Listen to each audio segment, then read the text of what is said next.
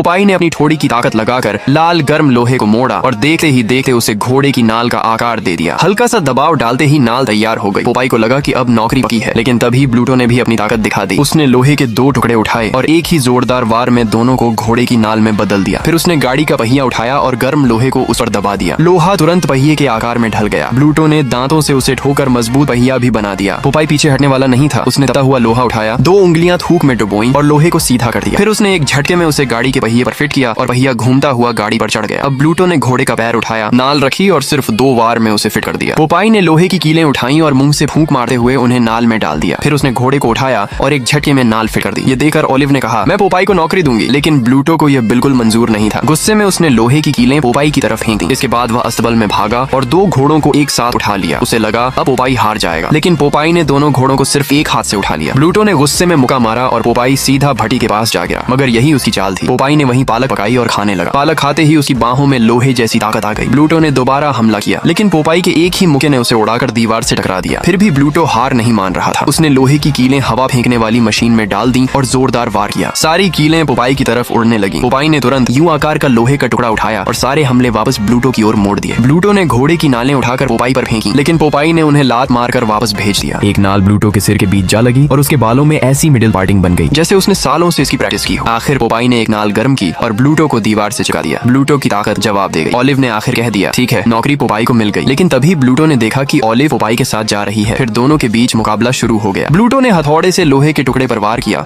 और वह उड़कर घंटी टावर से जा चुका। पोपाई ने लकड़ी की छड़ी उठाई, ढाल को 100 डिग्री तक घुमाया और ऐसा वार किया कि उसका लोहा टावर से भी ऊपर निकल गया। अब ब्लूटो ने फेफड़ों की ताकत दिखाई। उसने एक पुराने इंजन पर जोरदार फूंक मारी और इंजन को उड़ा दिया। पोपाई ने फोन उठाकर ऑपरेटर को कॉल किया और फिर माइक में इतनी तेज फूंक मारी कि सिग्नल टावर तक फट गया। अब ब्लूटो पूरी तरह बौखला चुका था। वह अंधेरी गुफा में घुस गया और पोपाई को हराने के लिए कोई नई चाल सोचने लगा।